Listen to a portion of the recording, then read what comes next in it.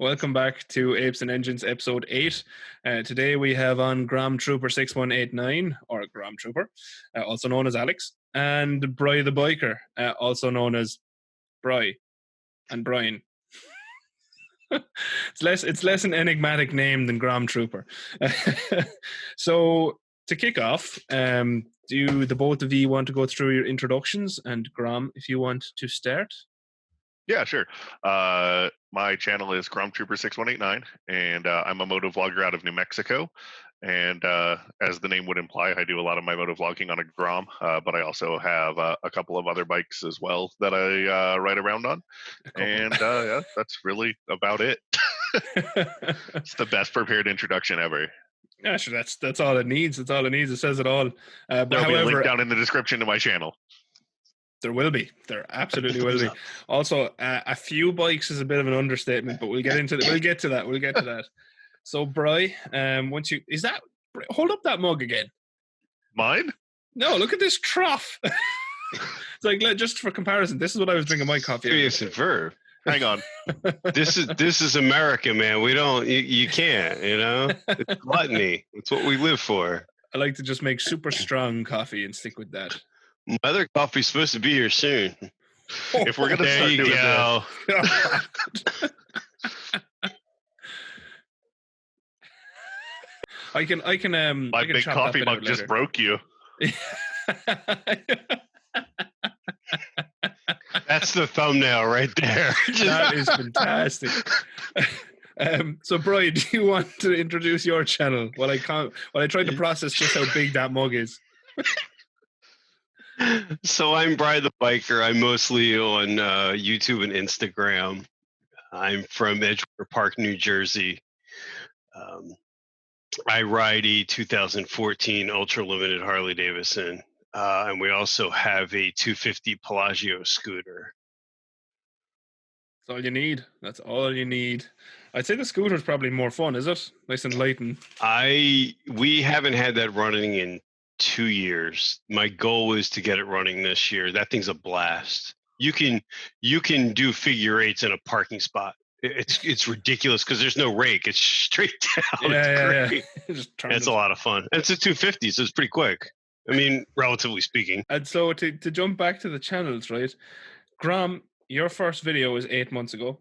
Your first, was it? Yes, your first. I'm gonna call it your first produced video. You also had a 26-second clip, I think, of I think it was an exhaust test. I can't remember. But when I went back and looked, when I was writing out my notes, 8 months ago, you did your chain adjustment video on the Rebel, which has done pretty well views-wise. So it's just, I like to look back where people started out. And Bry, your first video was 10 months ago when you did your ride of Lancaster in Pennsylvania.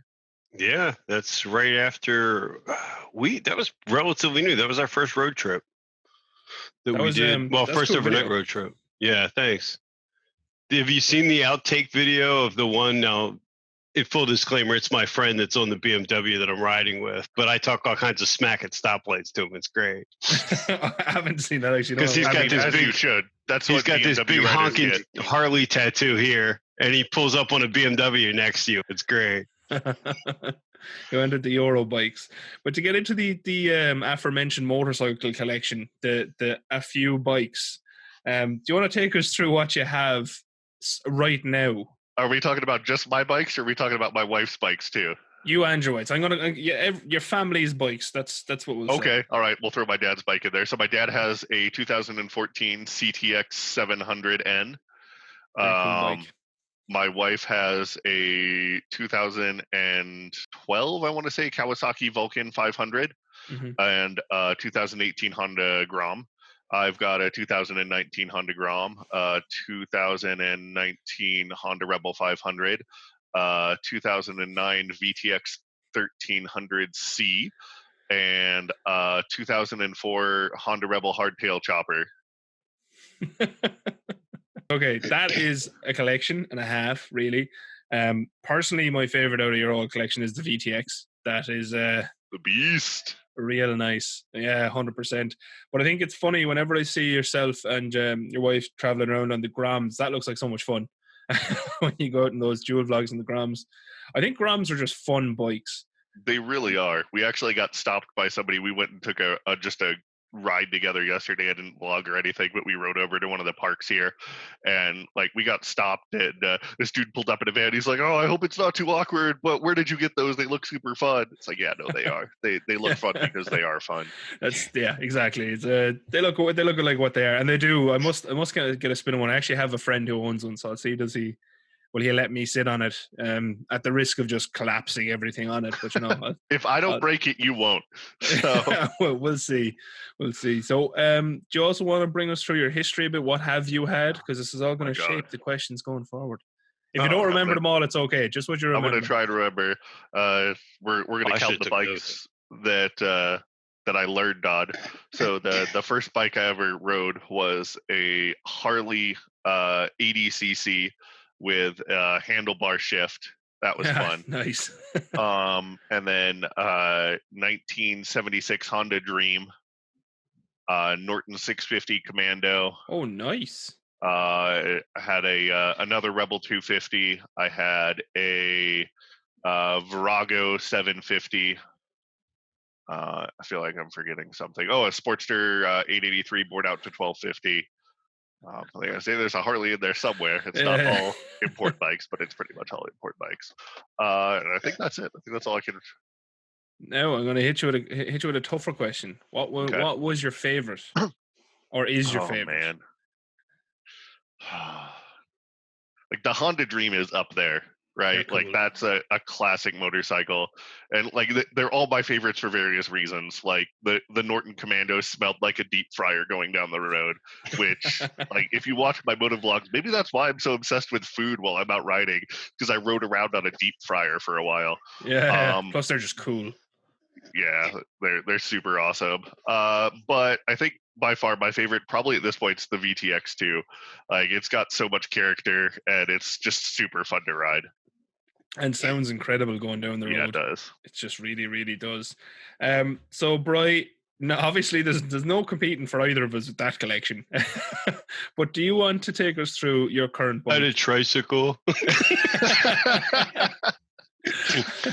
So I'm gonna man up and make sure my Harley logo show when I say this. I started out with a scooter. I had a Suzuki Bergman 400 scooter. I rode the hell out of that bike. That thing was so much fun. So in the first year I had that. I traded it up for a Bergman 650 scooter, which was a disappointment. It was a lot more power, but it wasn't as nimble, so it wasn't fun. And then I put on my big boy pants and bought a KOR 650, which I had a laugh was affectionately referred to as the Beast. I had Pelican cases on the side and on the top. At the time, I worked in the same town that I lived in. I rode that 365 days a year in snow and everything. I mean, obviously not tons of snow, but in the rain, in the weather, that was a fantastic bike. After I met my wife, I bought an Suzuki Intruder 1500. That was a fabulous bike. They're had cool a lot of bikes. Yeah, it wasn't. It was starting to hit its age when we traded it in, but it was a fun bike. During that same period, I had a Versus 650, a Kawasaki Versus 650, which was everything that the KOR was at just a different level. Mm-hmm. I mean, you couldn't off-road it the way you could with a KOR, but it was just such a fantastic bike. They're a very polished bike. This is the thing. It's funny. I haven't ridden most of what you two have, but I have ridden a Versus, and they're polished. I told Katie, my wife, I went to work one day, and I was like, it's really weird. It doesn't steer right when I came off. I pulled out at a light, then I realized I was floating the front end. I was like, okay, we won't do that again. But after that, actually, in the middle of that, we got the Pelagio 250 scooter. He just drank from his mug again. It's just so ridiculous. You brought this on yourself. I did. I asked for this. Sorry, Brian. No. So I had we have the Pelagio 250 scooter, which we still have. That's a blast to ride. Katie rides that occasionally. It's a great little commuter bike. They did a really good job with that. It's a lot of fun too, because you can put it anywhere. I mean, it's so small. Yeah. You could turn it around in the width of its own size. Yeah. And then this time last year we bought a 2014 Ultra Limited, and that's a pretty bike. Yeah, it's a money pit. They didn't. I didn't quite get the part where it's a starter kit. Like you're buying the bike, but that's just the down payment for the whole thing.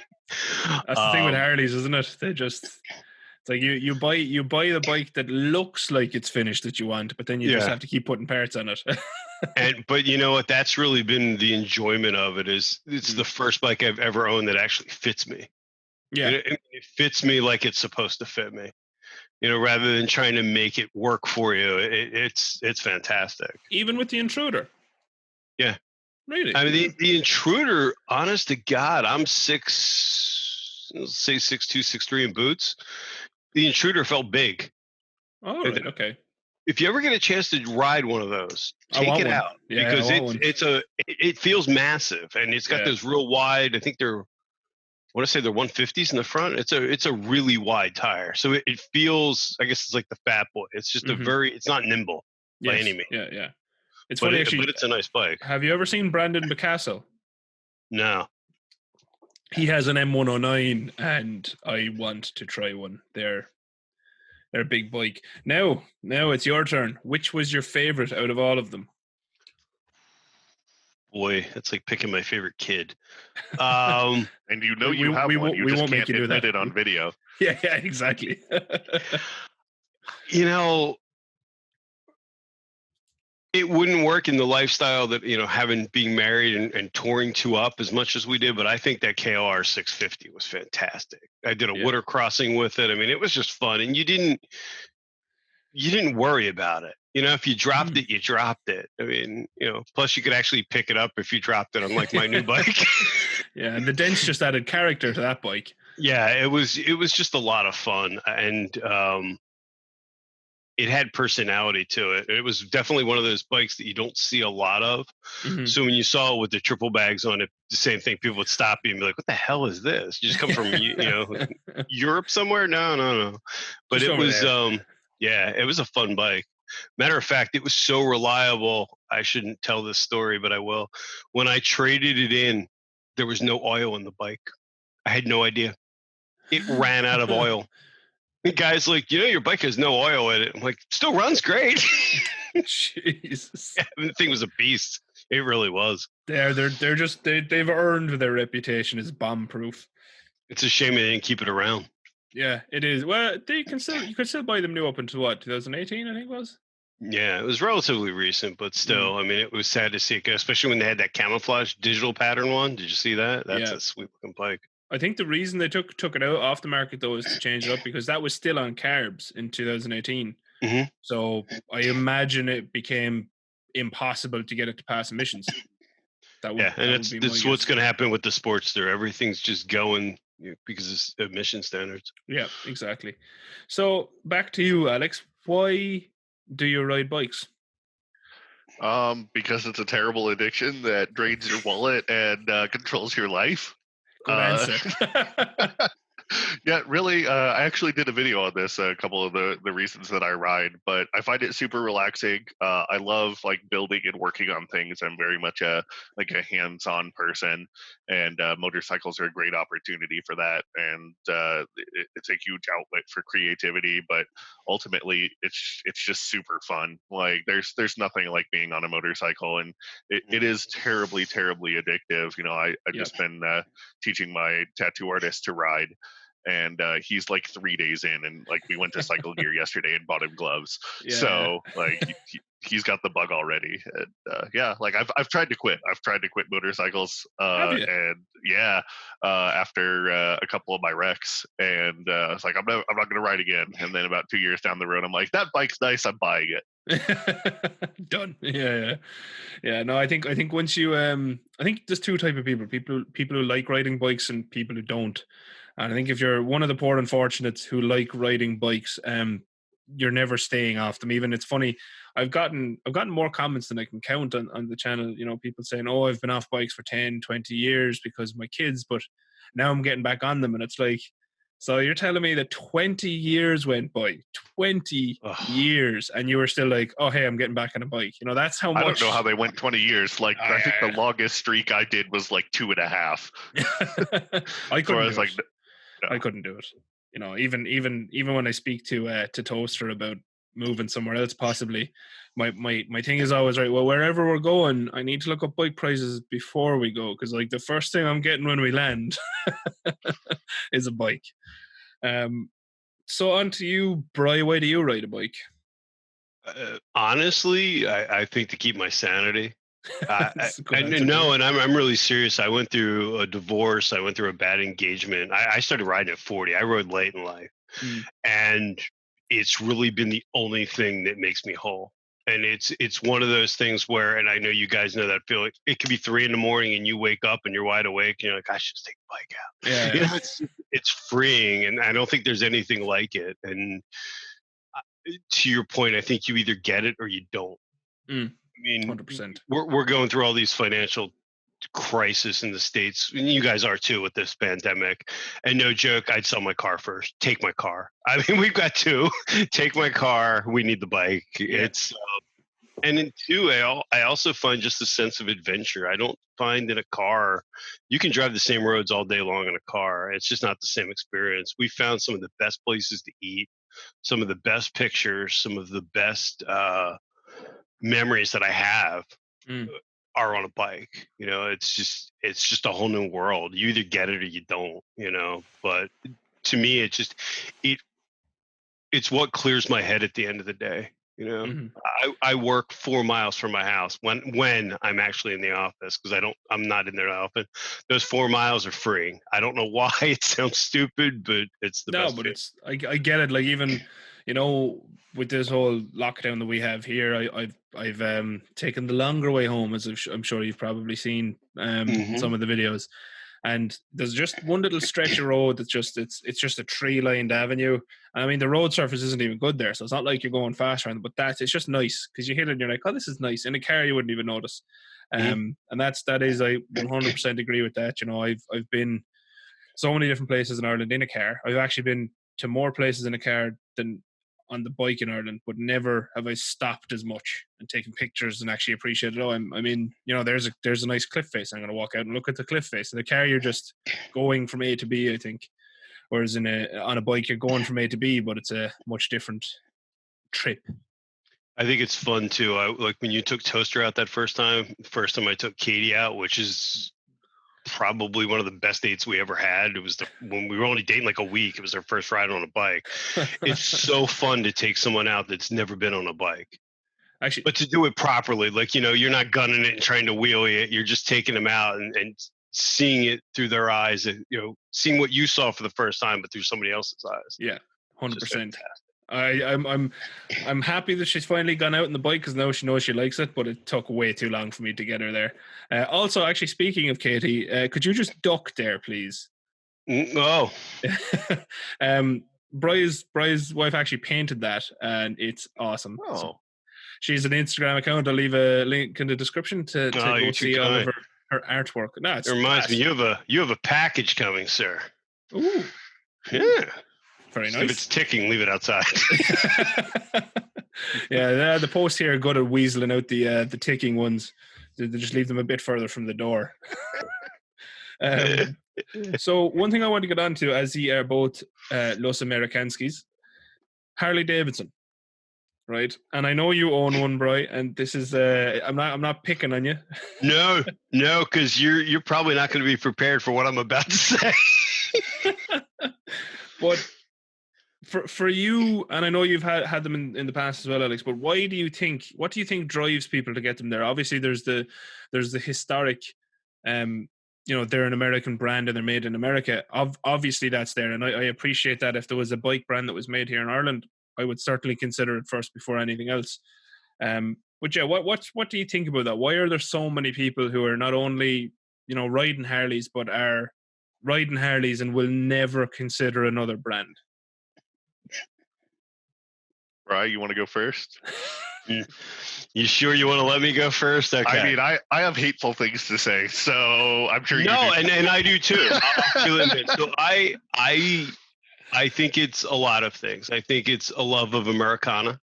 Mhm. It's, you know, when I grew up, especially if you grew up in any sort of working class neighborhood, that is the achievement, right? You buy a Harley Davidson, much like in the States here, it used to be you bought a Corvette in the 50s. The boomers, that was their thing. Mm. You know, and we also have the big movie influence, Sons of Anarchy. You know, motorcycles are very big in American culture. I will say that you're starting to see it die out as far as Harley Davidson being the thing. And people ask me why I purchased a Harley Davidson. I will freely admit I didn't want one. I wanted to buy a new Goldwing, but the Goldwing didn't fit Katie. And it Fair. wasn't, you know, you look at, here's a $22,000 motorcycle, deeply discounted, or you can buy mine for 15, and there's no comparisons as far as storage and what you can do to it. Mhm. I think Harleys are very popular here too because the aftermarket is high, but there's also such you're falling over them. I mean, there's no shortage of Harleys here. Mhm.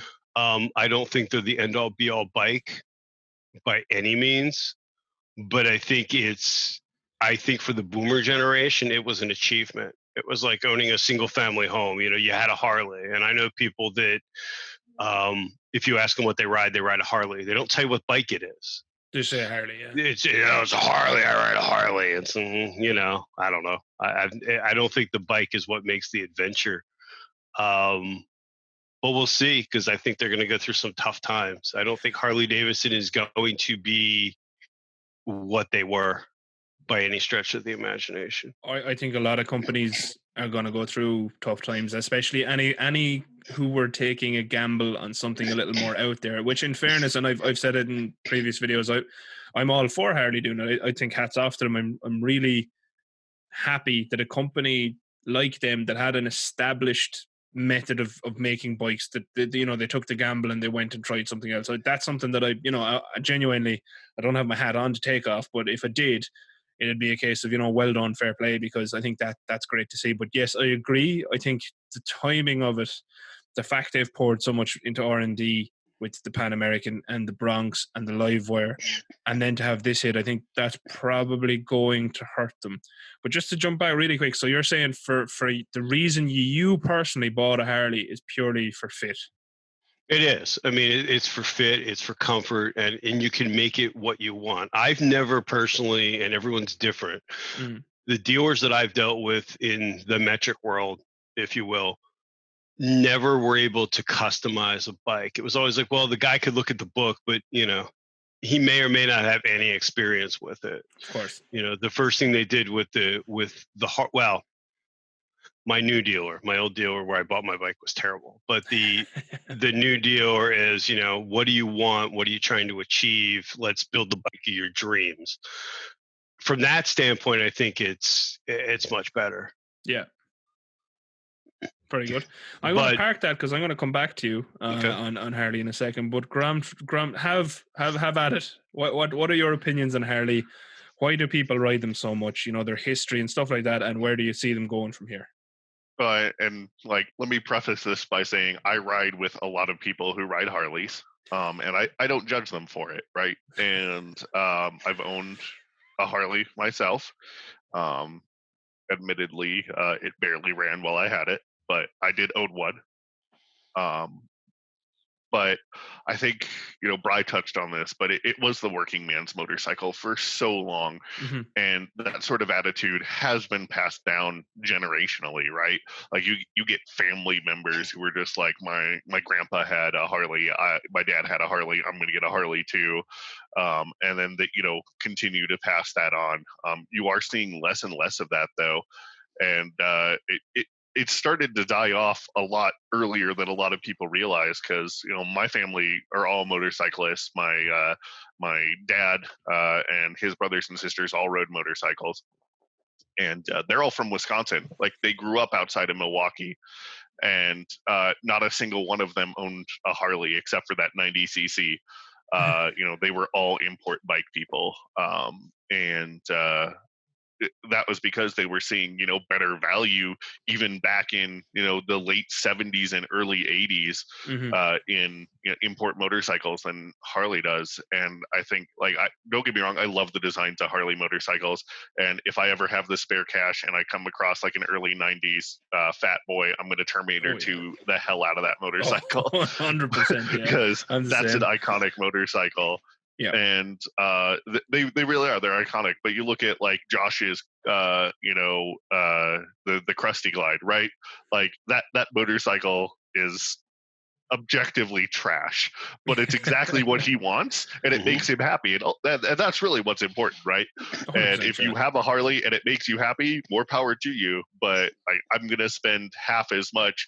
I was seriously contemplating getting a big twin Harley when I bought the Beast, but I couldn't find any for under like $7,000 or $8,000, and I paid $2,000 out of pocket for that VTX to get similar performance, and let's be honest, probably better reliability. Oh, I would say comparative reliability, would say, because in fairness, I think some Harleys, I think the biggest thing, and it's funny because Maxwell, what's his first name? John. John, thank you. For some reason I had Andrew, and Andrew Maxwell is a comedian in Ireland, so I couldn't get John back into my head.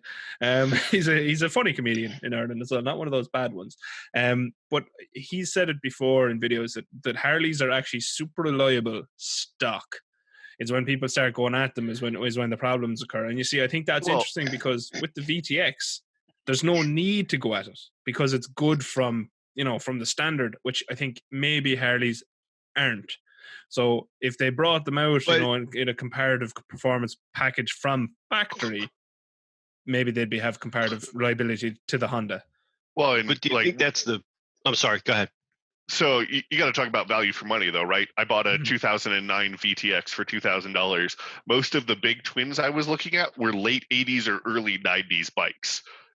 Still in the $4,000 to $6,000 range for Harley Davidson. And so you're talking about a bike that's a decade older, or more, and it's gonna have more reliability issues. Like now, if I went and bought a brand new Harley Davidson, it'd be reliable, but I'm talking about a bike that's got 40,000 miles on it, is 20 to 30 years old. Yeah, I'd rather have a Honda in that shape than a Harley in that shape.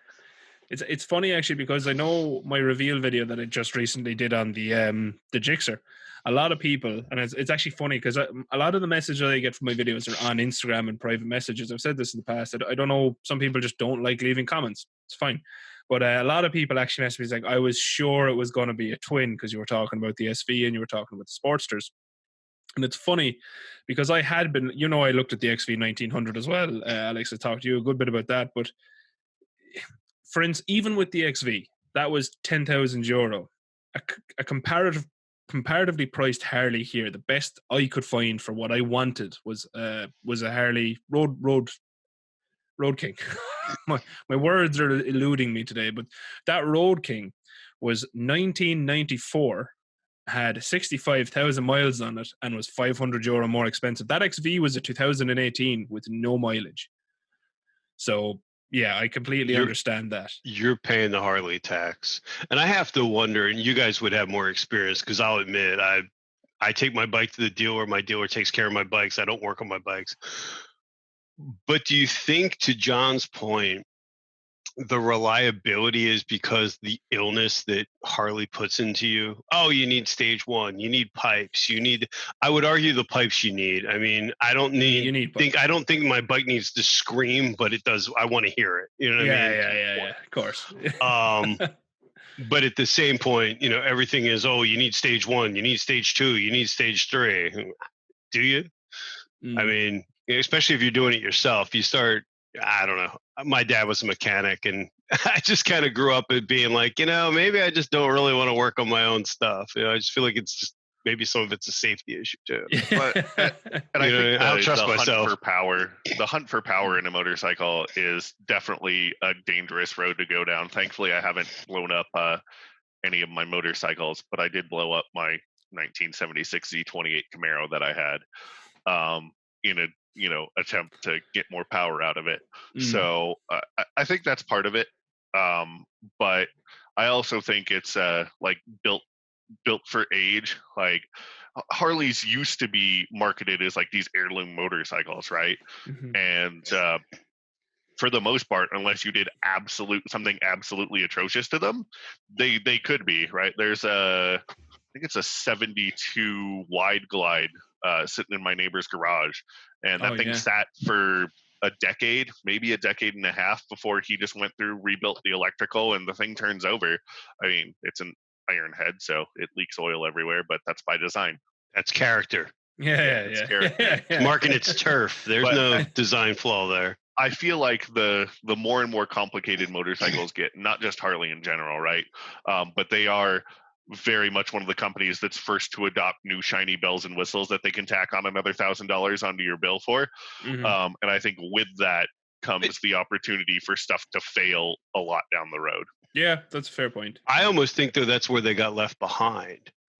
I mean, if you look at the Ultra Limited, it still doesn't fit a normal cell phone. I don't understand, in 2020 you can't fit an iPhone of any generation that I'm aware of in that bike.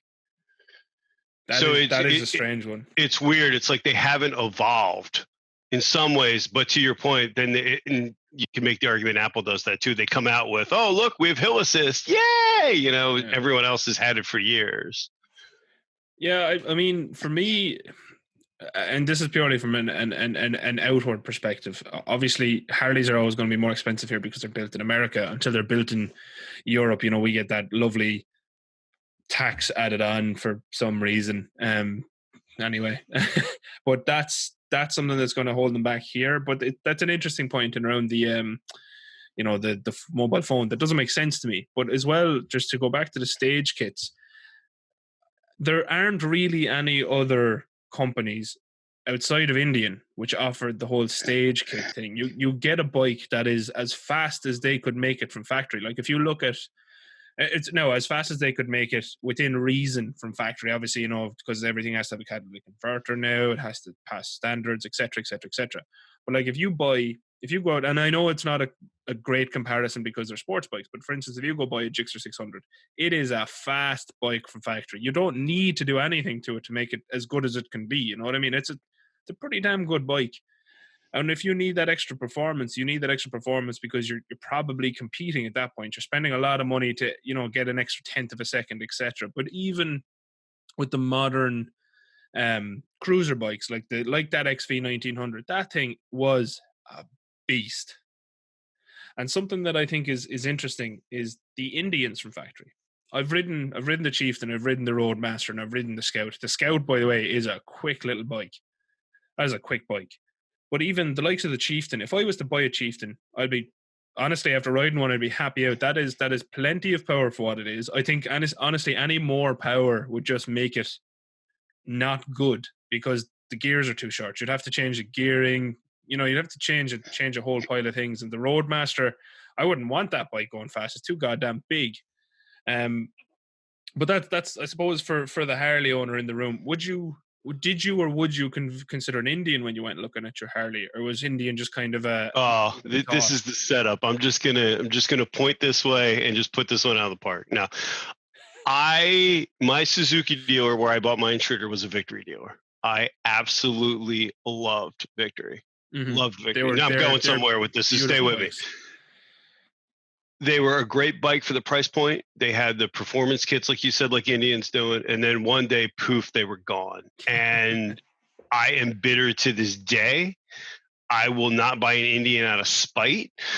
But more importantly, I find it really weird. And I know it's not everywhere, but the two Indian dealers that we have here, and I'm talking, they're far apart. It's not like we don't have them everywhere here. They seem like, you know, it's like me walking into a Ferrari dealership. That's the kind of respect I got. People wouldn't even talk to me. It was really weird. That is strange. Yeah. I just don't, you know, they're owned by Polaris, and I'm not convinced they're going to be around long term. The name is iconic. But when you think about the fact that the company's been, I think, was out of business for 50 years, 40 years before they brought it back. I don't think Polaris is going anywhere. Polaris is a titan. No, I know that, but look what they did to Victory. If I would have bought a cross country, under warranty rules in the U.S., I think they only support it for 10 years. Mm. So my bike's would. almost 10 years old as it is. You know, Yeah. I don't know. It makes me weary. I feel like if you buy a bike that's been around forever, the Intruder 1500, they just finally stopped the 90, the Boulevard 90. You're going to be able to get parts for that forever. Yeah. Suzuki don't. You know what I mean? Supporting You these. don't. I don't see that many Indians on the road here. You see them once in a while, but they're not. You know, they just don't seem to. It's just not what I'd want. Mm. And to that point, actually, it makes me really sad because I'm in the same boat. Like, I never owned a Victory, but aesthetically, those are some of the that Vision. bikes. Come on! Beautiful. Like, there's somebody around my office when I'm at work who rides a Highball, and it's all chromed out, absolutely gorgeous motorcycle. And I see him out on that all the damn time, and there's an Indian dealership 4 blocks from my office, and I have never seen an Indian riding around that area. Really? And I don't think I know a single person in this city who rides an Indian, and we have a massive dealership here. And I feel like they end up getting purchased and then garaged for the most part. You know, I know there's people out there like Hatter who will lose his shit when he hears me say that. But you know what? That's what he gets for riding a Chieftain. But yeah, and don't get me wrong, like I love the look of the Indian Scout. They're really unique looking motorcycles. But you're back to the same thing, value for money, right? Like you're looking at a 1200cc motorcycle, and they cost, in the U.S., on average, $2,000 to $3,000 more new than a Harley Davidson equivalent motorcycle would, and the Harleys are already overpriced. So, like, why are you going to go buy an Indian? Like, it's not a brand. And there's no used market either. No, the Harleys, absolutely though, not. Just to defend Indian, I don't own an Indian. I like them, but I don't own one. But with the Scout, it goes back to. I'm kind of glad you went down that route, right? Because that Harley that you buy for X amount, in my opinion, it's not a complete bike because it doesn't have the stage 1, stage 2, stage 3, etc., etc., etc. That Scout from factory is quick. You never need to touch a Scout 1200 and a Sportster 1200 and compare them now. I think we should do that. Well, but you see, do you think that they're selling you on that? My bike is a 14. It has no work done to it, at least that I know of, because I bought it used, except for pipes. It's not stage 1. I can do 110, 115, 2 up, fully loaded on that bike, no problem. Rookie on a numbers. turnpike. What's that? Rookie numbers. Oh, well, get those numbers up. No, I'm just joking. But at the end of the day, it's a bike that's designed for touring, right? I mean, I never looked at Harleys as being a fast bike. I looked at it as being a comfortable bike.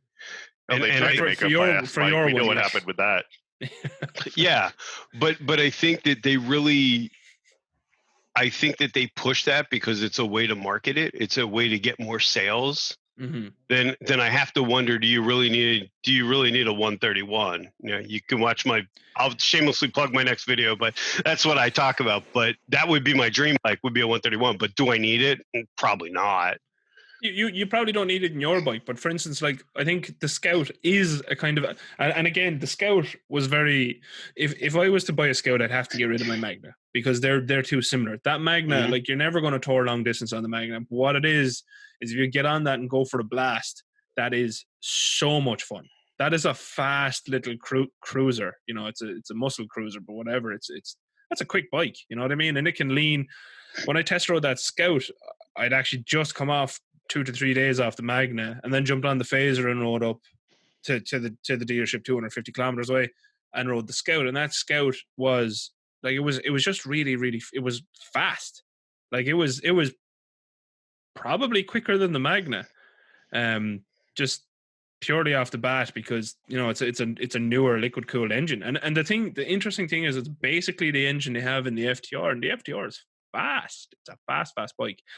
And I think that's what kind of, if you were to say to me, what would you get? And if the prices were similar, and that does go back to Alex's point, between, say, you know, a Sportster and the Scout, I'd probably go for the Scout because, you know, it's just fast. And I don't think you need to do anything to it. And if I was to get a Sportster, I'd want to make it fast because it's that same type of, you know, small form factor cruiser that you can have fun on. It's not made to do thousands of miles, which I think your bike is. Same as the VTX. You know what I mean? The VTX, it could probably win some drag races if you wanted it to, but that's not why you have it.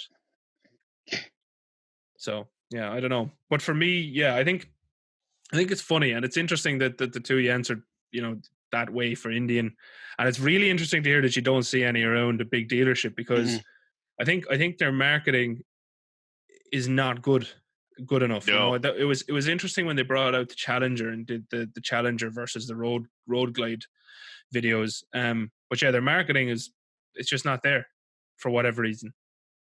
Well, it's funny that you bring that up because my life is motorcycles, so of course all of the ads I see everywhere are motorcycle targeted, and I can't remember the last time I saw an ad for an Indian. But sure, even it's funny. Usually when I release a video, because I look up tags and stuff and then put the tags into the video. Like for instance, when I did that BMW test ride video, my Facebook and everything was blanketed in BMW ads for the next month. I've done 3 videos on Indians. Hasn't happened once. It just hasn't happened once. It's really, really strange. And even when you look at the impressions and the click-through rates, and I actually went and looked at this today because I was writing this down. I was like, oh yeah, I actually wonder because none of those Indian videos did too well, comparatively to the rest of my reviews. But they actually have a higher click-through percentage, than the rest of the videos. It's just that no one's searching for Indian, which was really interesting to me because, I like them. No, I like Harleys too. I like all bikes, and I'm by no means anti-Harley in any way, shape, or form. I want one, and would I buy one over an Indian right now? Yes, just because of all the different, aftermarket support and offer and stuff, which it's just not there yet with the Indians. But yeah, it's just that was strange to me. That there's so little seems to be targeted ads because that's how you get people now. Just ads, they work. That's why people pay so much money for them. I think that they really need to. Well, I think Harley and everybody's obviously the market's changed. Selling the Challenger is great, but what is that in the market share? Yeah, you know what I mean. Like I love the Road Glide. That is my dream bike, the Road Glide Ultra. And one of the reasons I like it is you don't see them that often here, at least in our area. To me, I just, like you said, they feel like they're ornamental bikes. You walk in and they look pretty, but they are very pretty. It's kind of like the Chicano motorcycle scene in California. If you've ever seen any of those, really like the lowrider bikes, they're gorgeous. But you don't want to get caught in the rain. Very true. Very true. Like to be honest, one of the best, and I know I've said this so many times in videos, one of the best looking bikes out there for me right now, and if I was to win the lottery, it's a bike I'd have in my shed straight away, is the Indian Chieftain Dark Horse Elite. The bronze blacked out engine, blacked out wheels with the bronze paint. It's just stunning. And like that, I've actually seen one of them in the wild once down around Wexford, where in an area where there's a lot of very wealthy people. But that thing was spotless. And I walked over when he parked it and just looked at it. It was 2018. This was late 2019. And there was 2,500 kilometers on it. And I was like, that's a pity. Give it to me. Give it to me for here. I'll get that up. But to completely change gears here now, sort of, because we were talking about touring bikes, I want to move on to touring in the US because it's something I haven't had the chance to do on a bike and I really want to. And it's interesting because for me, outwardly, when I look at the US, it's like you have so many countries in my mind in one, if that makes sense. Because, like for instance, New Mexico is wildly different to New Jersey in that locale. But just to give you a bit of background, I have driven the East Coast of America. I went from Kentucky all the way up to Boston before in a car, unfortunately. And I passed through Maryland, Pennsylvania and stuff as well. That side for me is definitely somewhere I'd like to try out on a bike. But yeah, bring me through, what do you feel like, and do you plan on doing across America trips yourself at some point, and where do you think is the best place in your area to tour on a bike? Whichever one wants to go first. All right. Wow. So yes, to answer the first question, I do plan on doing some cross-country trips eventually. want to get the wife more comfortable with riding larger motorcycles before we do that, because we're not going cross country on the Groms. Like, I know Photogrammer did that, but he's clearly clinically insane. Yeah. Like, I'll ride my Grom around for an hour and I'll be like, my legs hurt so bad. He must be a tiny human, because like anybody over like 5'10" is so cramped on that bike. I've He's recently not taken. that small. He's not. No. No. Oh. Like, he's tall enough when he's standing beside other people. Anyway, yeah, he's. I agree. He's a lunatic. Enough. Yeah. Says the giant leprechaun. Says the gorilla. Yeah, it's something that I feel like no matter where you are in the U.S., like there's a good place to go tour.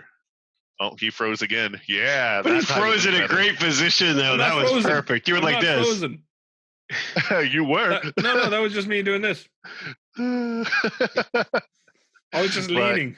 I do want to take some cross country trips. I'm definitely going to go and hit Tail of the Dragon at some point. Anywhere in the Smoky Mountains, I've heard, is absolutely phenomenal motorcycling, and I've got some friends in Georgia and South Carolina, some in Tennessee too, and they've all talked about how amazing it is. But out here, like I've got New Mexico, Arizona, Utah, and Colorado. I don't have to go far to find a nice road. Mm-hmm. In fact, there's some beautiful straight open strips of desert road. I think I've shared some like Google Maps screenshots with you, and just like, hey, look how straight and empty this place is. Insane. And it's absolutely wonderful for riding motorcycles. But I do want to go do the Pacific Coast Highway in California again. I've ridden some of that, but I haven't ridden all of it, and it's absolutely stunning.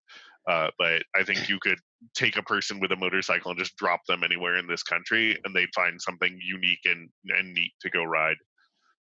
Absolutely, yeah. And I think that's from an outward perspective, that's what I've seen. The only thing I'd like to ask you, and I know you've told me you're going to show me soon, so I'm looking forward to that. Twisty roads. It's funny that you mentioned the Tail of the Dragon, because every time I speak to someone who's from America, about twisty roads, and a lot of people who see my videos are like, just all of your roads are twisty. It's like, yeah, pretty much. If you leave the main roads, all we have is bends, which from my perspective is great. I love it. But is that something that you feel like you may be lacking for a European tourist to come over, or is it just, again, is that a perception thing that you have lots and lots of straight roads?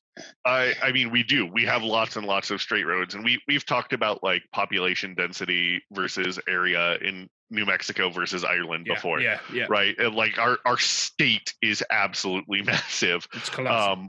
And there's some straight roads, and then you can turn off. There's just 5 minutes from my front door, I could go hit the road up the back of the mountain to the mountain peak here, and I think it's something like 30 switchbacks in that stretch of road. That's nice.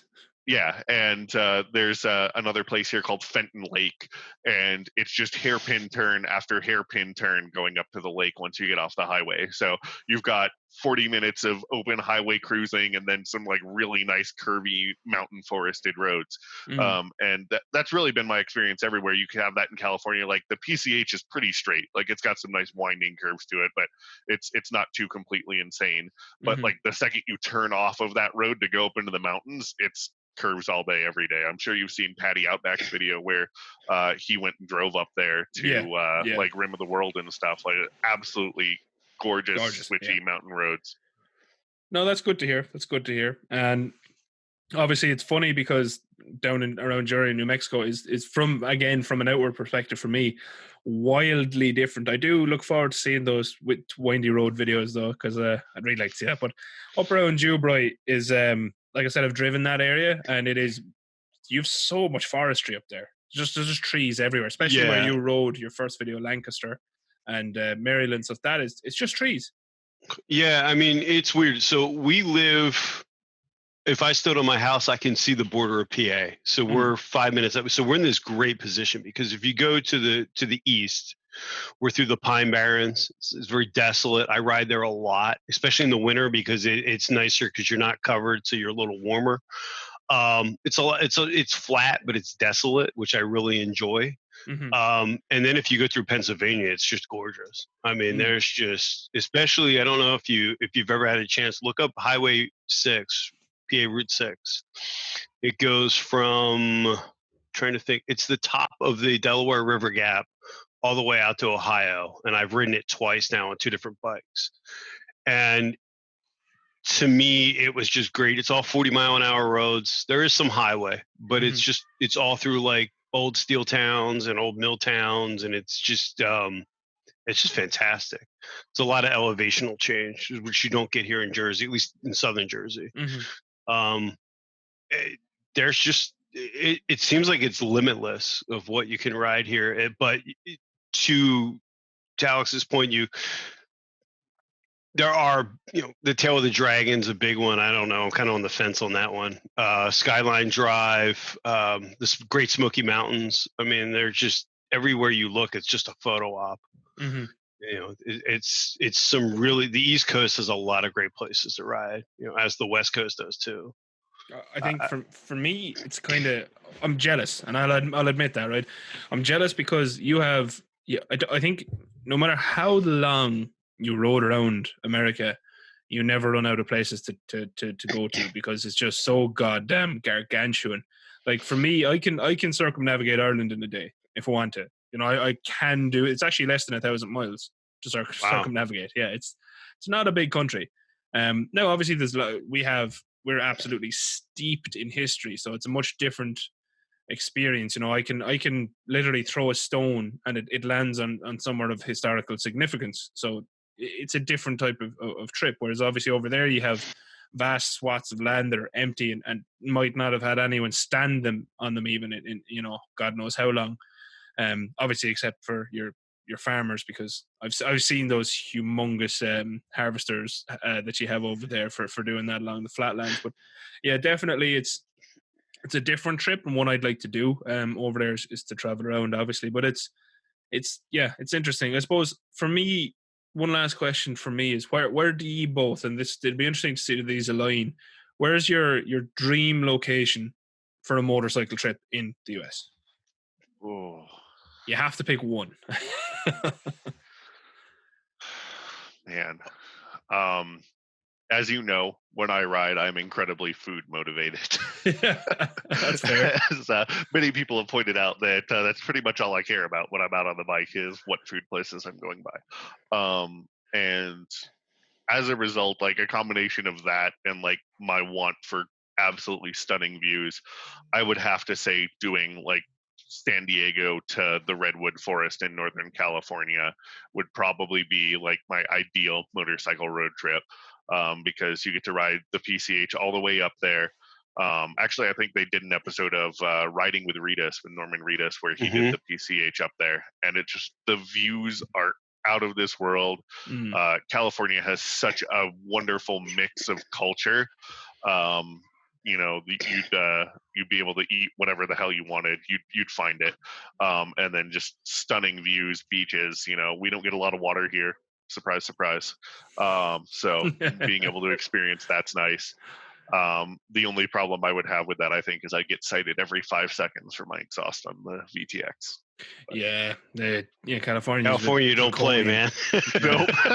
It'd be worth every single ticket though to take that bike on the PCH. Like, are they that bad over there?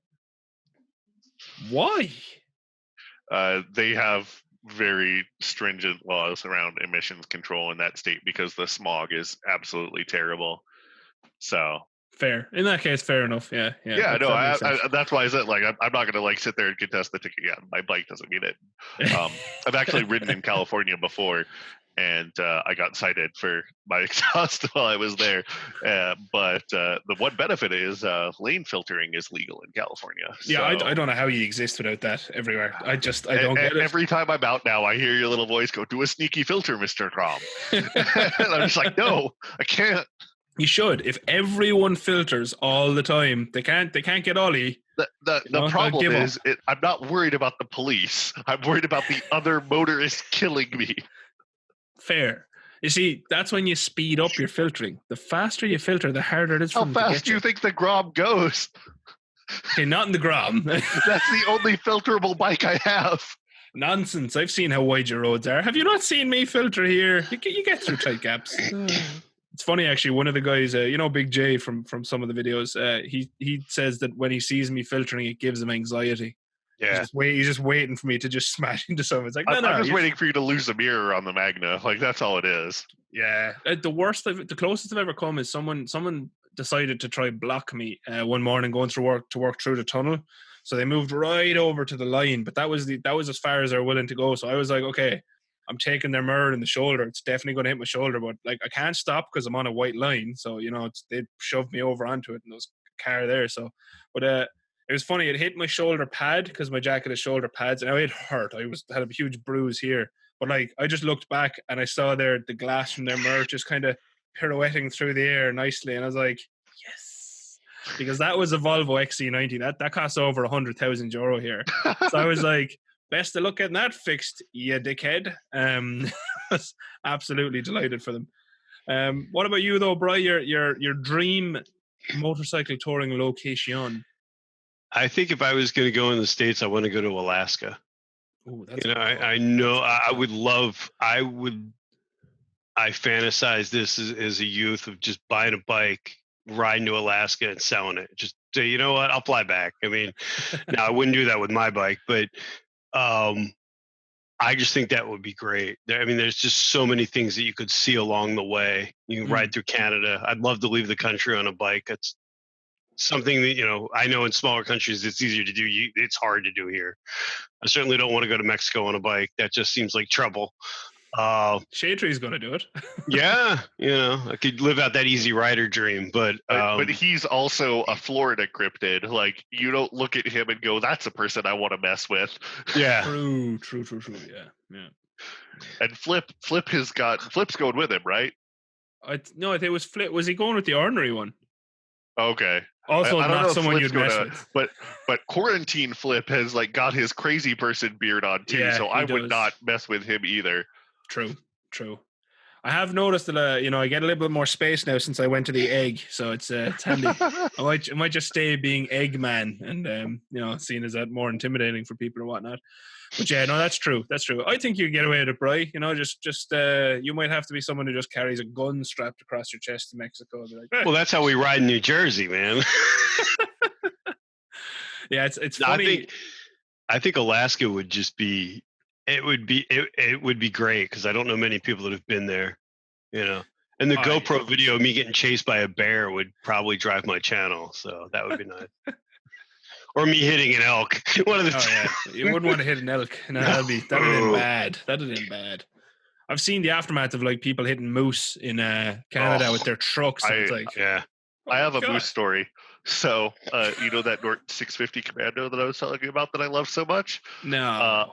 Oh yeah, I came around a bend and there was a moose in the road, and I low-sided and I went under the moose on the bike.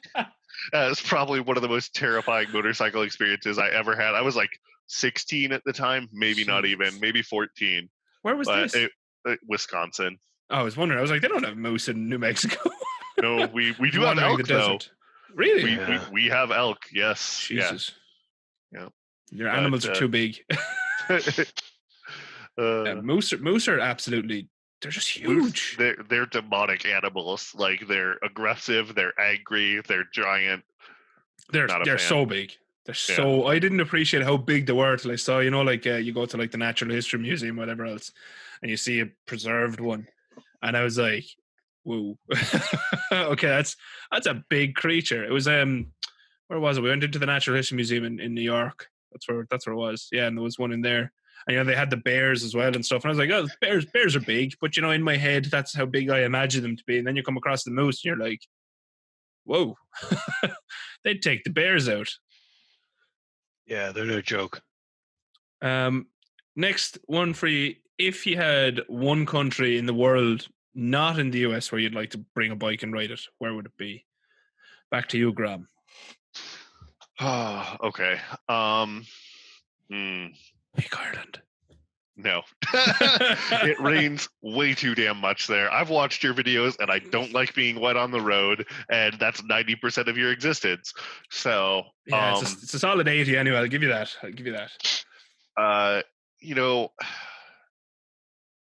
man, it's a toss up because I feel like I'm gonna pick two just to anger you. Russia. I would ride across Russia. They have a lot of history. It's, you know, You'd the probably big be country. killed, which is cool. I mean, yeah, but like, there's so many different landscapes and cultures and like different subsets within that country. Very true. And I'm sure that there are some roads you could sort of follow the great railroads that they have there and like ride along with some really cool old trains and stuff like that. I think that'd be absolutely awesome. That would. And then my second choice would be Japan. A friend of mine from high school actually moved to Japan after high school to open a motorcycle shop and repair Harleys over there. How'd it go? Yeah, he loves it. He's still there to this day. And, you know, I think that riding around Japan would be absolutely awesome for the exact same reasons. You know, you've got all sorts of different ecosystems there. It's funny, actually. It's not out yet, but my next podcast that will be out to the public, say, is out on Tuesday with a man called Teapot1. I advise you both to go follow him on YouTube. He's such an interesting dude, and he actually went around the world on a Gixxer 1000. Yeah, what an unsuitable bike. But it was funny because one of my questions to him was, you know, what was his favorite place, and he said Japan, and we just got talking about the history. Like, it's somewhere that not only do they have such an insanely deep and rich history, they've preserved it, which is a huge part of it for me. So yeah, it's again, you throw a stone, you hit something of historical significance in Japan. I would agree. I would love to ride in Japan. Not so much Russia. I do value being alive. I don't know. It's something like, you know, it's kind of like, you know, it's kind of like, you know, dark tourism. It's like, it'd be cool to go there, but is it worth the risk? I have to weigh up, like, how likely am I to get robbed and shot? Surviving. It's like, surviving. You're like 6'7". Nobody in Russia's gonna mess with you. They have AK-47s, like literally. Yeah, so but do with that we. haircut, you blend in. I mean, come on. Just get yourself an Adidas tracksuit and you'll be all set. There you go. And talking like this, big gold chain. Yeah. You'd be screwed as soon as I heard the American accent. What does that actually hold? A gallon. That's just stupid. You know, all right, save that mug for the end, because when I get us all to pose for a thumbnail, that has to be beside your head. We'll all hold up our mugs beside our head, and Grom will win. He's just compensating. I have a terrible addiction, and it's not motorcycles. That mug What's funny is my wife got me this so that I would not have to continue to refill my coffee mug all night while we were playing Dungeons and Dragons, because I'd have to stop the game because I'm the game master and be like, I got to get more coffee. And they got tired of it, so they got me a giant coffee cup. So I don't get to use that as an excuse now. I get that. That's a gallon. Jesus Christ. Wow. I mean, you watch me pour a literal whole pot of coffee into it. I just love watching you drink it. It's like, oh. I'd be dead. It's an art form. It took me a while to figure out how to do it. I'd fully shit hand. myself drinking that much coffee. Like, I just would, you know. I just be like, right, what? Okay, well, I finished my coffee, and now I have to literally sprint to the bathroom, but everything comes out my asshole in a liquid stream. What was the last thing we were talking about there? We'll get back on the topic. We talk dream rides. Dream ride in another country. Oh, yes. And you answered Japan and Russia, and we were slagging Russia because they're mental killers. You were slagging Russia. We were slagging Russia. So what about you, I Brian? get graphically closer in case anyone's looking for you. It's going to be you first. That's all I'm saying. Get some shemeshki and some cheburek and oh man, get a mail order bride. I mean, you could. It's nonstop shop. Those are from Thailand now, not Russia. Yeah. I must be on the old catalog. Sorry. Yeah. Anyway, right. To get back on topic, after talking about liquid streams from orifices, I don't think I'd ever do that in Russia right now. Anyway, because I've read. Do you ever hear Top Gear? I assume you've heard of Top Gear. I have one of their books, and it's actually nearly more interesting. Perfect. Nice. It's nearly more interesting than the actual show for me. Is they have the guys who scout the trips for them. It's a book of their experiences and kind of what they actually write up for the trips.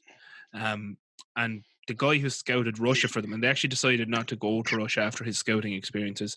Basically, he had to have a guide at all times, and the guide had to have basically a wad of bribe money for every checkpoint they might go through. Yeah. And he had an AK-47 in the boot of the car. And he went through this experience, and he was like, literally, in the first 10 days, they were out of their bribe money. And man is like, oh, we're going to have to get more. And he was like, that's the budget. I've given you the budget for this trip. So he just gave up and flew home, and they decided that it wouldn't be suitable for a trip. But he was like, there was only one or two experiences where your man was like, oh, okay, this looks dodgy. I'm just going to go get the AK. And he'd jump out of the car and get the AK and sit into the car and be like, okay, you can keep driving. We're safe now. It's like, no, we're not. They can shoot back at us. But anyway, that's that would be my one kind of maybe not about Russia. Bri, if you could pick one or two countries, Alex, to ride in that wasn't the US, where would they be? I still think Russia's where it's at. I mean, I'm a huge fan of the long way around, and that whole.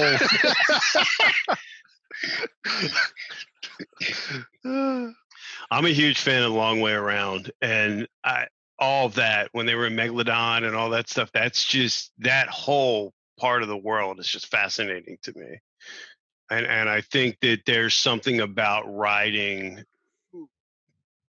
You mentioned Top Gear, whether it's staged or not. We can decide whether we want to believe that it was just the three of them or not. I've heard mixed reviews on that, but I think that would be fascinating, because when you look at that video, when they rode the Road of Bones, like yes. I would love to ride a BMW motorcycle around the world, or somewhere where it just literally, you have to pick it up at times because you're dropping it. Yeah.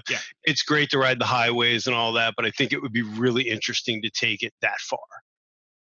Even if it was a short trip, I think it would just be amazing. I think I urge you both to check out Teapot One, but specifically you, Bri, if you'd like to ride around the world, like Teapot One, he did a whole series of his ride around the world, and it includes all of that stuff. Plus he's just a super interesting dude. But no, I get it. I do get the Russia thing, and especially at the long way around as well. Like, I think that kind of set off an entire generation of people who wanted to explore on bikes. It's what drove me, what drove the madness. I mean, I only rode across PA Route 6, which is 400 miles across PA, but in its own little microcosm, it was the same experience. You're going through these old mill towns, you're meeting people. It's just that, to me, what it's about. The ride's the ride. I mean, you could ride anywhere and take away the scenery, it's the same ride. But the cool part is, I think that the motorcycle, for whatever reason, is the conduit to a discussion. People always stop and want to talk to you. 100%. And I think that that's really what you mean. I mean, if you come to Philadelphia, say, everybody wants to see the Liberty Bell. Everybody wants to go to Gino's or Pat's Steaks because, Alex, you're a foodie, so you have to try those, right? But there's 100 other cheesesteak places and 100 other great places in Philly that are off the beaten path that you're only going to get to by a local. And I think that that's where that experience comes from, and that's the fantasy of Russia. Now, obviously, I don't speak the language, so that we won't worry about that. But I think it would be really cool to just be completely out of your element. Yeah, that's fair. And even it kind of goes back to the whole, me looking at America to ride. It is another gargantuan country, so it's a fair point that if you cut that out, you cut out a lot of the world. Realistically, that you're not going to ride in. So no, that's fair. That's fair. So the two of you are Russia heads. Interesting. Yeah. You're both on watch list now. I mean, like, that's why you need that KLR 650, right? You put an 100%. AK on that, it's right at home. It's actually, it's what they're made for, I believe. There's an AK. Because I mean, how many people have those bikes and have really done those adventures? Especially BMWs. I mean, it's. I just think it would be amazing. So if Harley Davidson wants to give me a new, Pan America, I'd be glad to try it out in Russia. You know what? Give all three of us Pan America. We'll do it. Riding a Harley in Russia, that sounds like I could get a few miles before I get jacked. Definitely get shot. That actually reminded me of another bike for my bike history that I forgot. For about 4 months, I rode a Ural with a sidecar. Ah, there you go. Cool. That's cool, a good bikes. Russia bike. Was it the 2-wheel drive one or the single wheel? And it was absolutely terrifying. 2-wheel drive motorcycles is not what should happen ever. They're cool though. Yeah, they're cool, and it was built like a tank because know Soviet technology. Well, So, BMW technology adopted by the Soviets, but yeah, well, whatever, same thing. You gave me a great lead into my next question because of my outward perception of Russia is very different from your ones. But I think for me to go on to the outward perception of your states, and I'm going to start with you, Alex. Okay, obviously, I think we've minorly discussed this before, but how do you feel your state is seen from an outward perspective, and did the likes of Breaking Bad help that perception? Well, I think there are two people who have views of New Mexico, right? There's people who've watched Breaking Bad and have an outward view of New Mexico, and people who've not watched Breaking Bad. And for the longest time, we were very much viewed and for those that actually realized we were part of the United States, because there was a lot of people in the United States who'd be like, I'd be from New Mexico. And they'd be like, oh, did you need a passport to come here? And I'm like, it's a state in this country. I'm a U.S. citizen. It's okay. But very much we're known for just like being an empty wasteland desert with a bunch of hippies and artists that lived here. And until very recently, with the increase of the film industry in this state, that's pretty much what we have. We were very much an art-based community. I mean, we were popular, I think, at the late 50s as a place to send people with tuberculosis because the altitude was good for them. So like everyone who had TB got shipped off to New Mexico, and that's what New Mexico was known for. But realistically, in that time frame, they just like, oh yeah, it's just full of hippies and artists. And to this day, that's pretty much still what it is. Interesting. Outwardly, though, I think the majority of people, at least from my experience, their view of New Mexico is 100% through the lens of Breaking Bad. And they think that like literally there's meth on every street corner, and just all sorts of gang violence and stuff. And I've lived in some of the seedier parts of Albuquerque. I grew up in a neighborhood that's affectionately called the War Zone. Nice. And to some extent, that stuff does exist here. Mm-hmm. But I think that Breaking Bad painted a picture of New Mexico as it was maybe in the late 90s. And we've seen a massive decline in the meth epidemic here and the amount of like violence and crime that occurs in this state. And I actually think now it's a nicer place than it's ever been in my lifetime. So I don't think it's quite an accurate representation of New Mexico, but it's done wonders for our tourist industry. My friend Frank actually runs a Breaking Bad tour in a meth lab. Right. That's RV. cool. And yeah, like it tons of people come here for Breaking Bad stuff, and but it's neat seeing how it's affected our economy, because all of the meth for Breaking Bad was manufactured by this family-owned candy shop in Old Town Albuquerque called the Candy Lady. So like it's just like, oh, like they didn't just outsource everything. A lot of this stuff they did was sourced locally. That's cool. And that was really cool.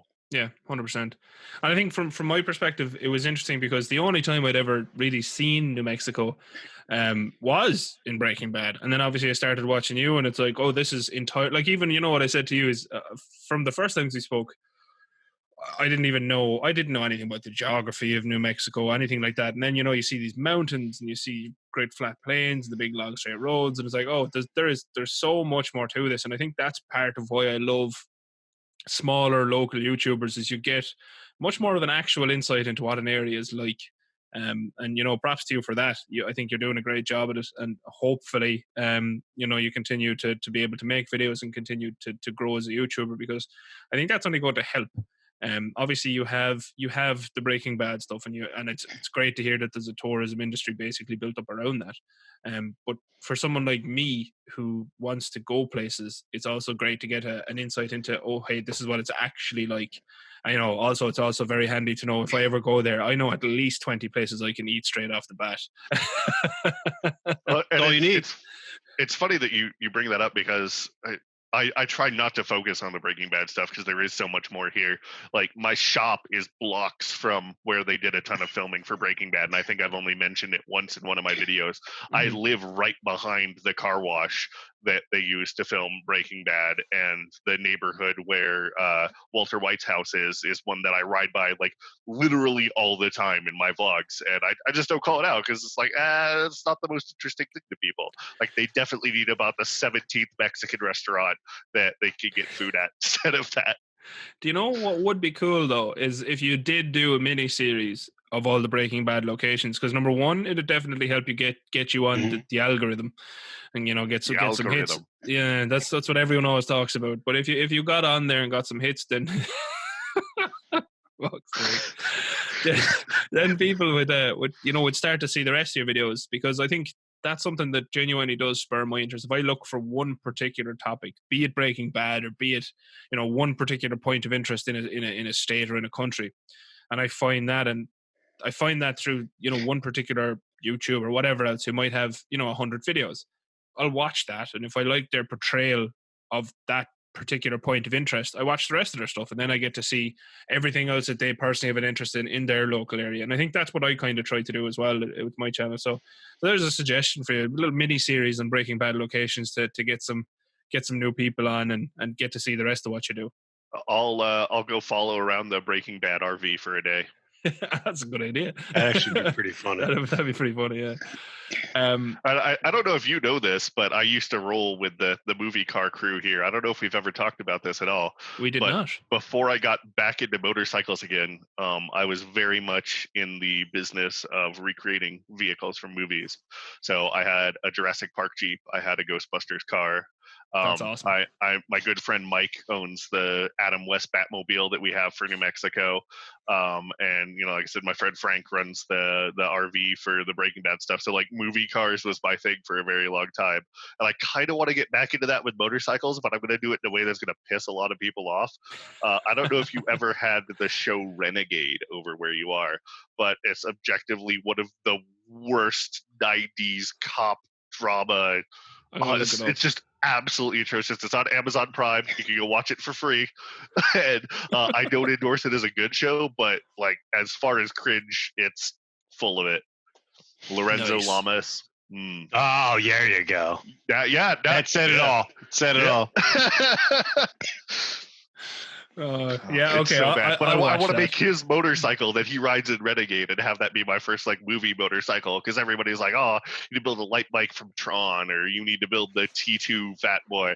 Like, no, I'm gonna build that disgusting, ultra limited, I think is what it is, that he has in Renegade, and ride that around. I do think you should build the T2 Fat Boy though as well. Oh yeah, absolutely. I've come pretty close a couple of times. It's something I'd like to do. I've always liked the Fat Boy, and it's funny because you like something and you can't trace back exactly where it started. Mm-hmm. You know like exactly where you learned you love that Fat Boy from. Yeah, but I think so. It's funny because I used to love Terminator. I used to watch it the whole time because we used to have VHS, and I actually had that Terminator on VHS, so I watched it a lot. It's the same as the Jungle Book. I watched the Jungle Book on VHS when I was a kid so much that I actually wore it out, and I still know the songs. I can actually whistle the bit, but I won't. I can whistle the bit in the I can't remember. It's weird even know the name. Now I can see you as Baloo dancing, and that's disturbing on so many levels. I would make a great Baloo. But it's funny because with that one, like you said, it's easy to trace back where it likely came from. But yeah, no, I just know that I've always liked the Fat Boy. And obviously there was the Fat Boy that was in Sons of Anarchy as well. But it's funny actually. We'll get to Sons of Anarchy in a minute. I'll talk about that in a minute, as ye are Americans. So it's an easy one to get you on. Particularly you, Brian. I'm probably going to give you some abuse over that, Bring it.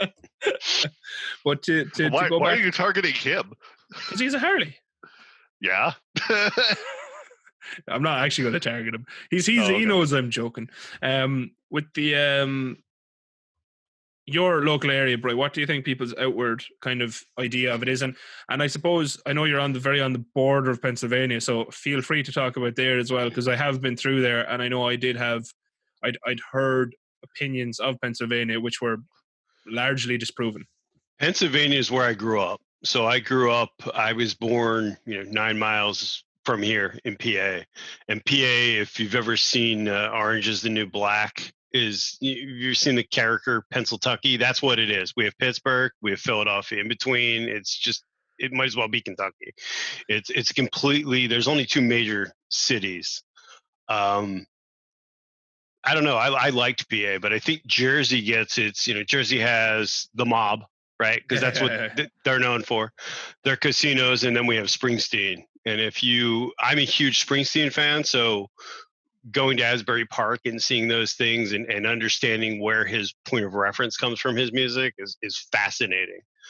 I mean, the casino industry is dying here. Atlantic City's just a hellhole. Atlantic City lives up to its reputation.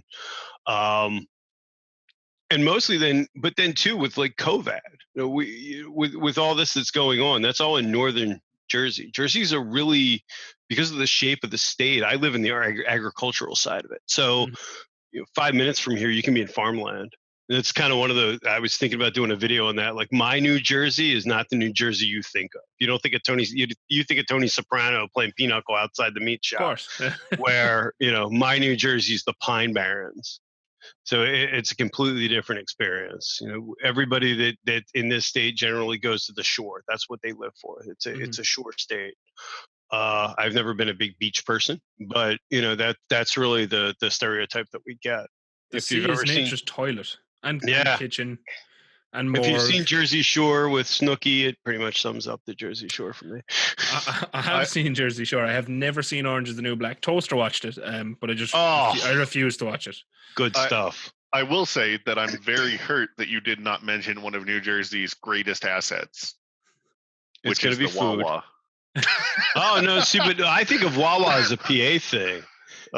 So Wawa my only experience with Jersey, I spent some time in Camden, which was not amazing.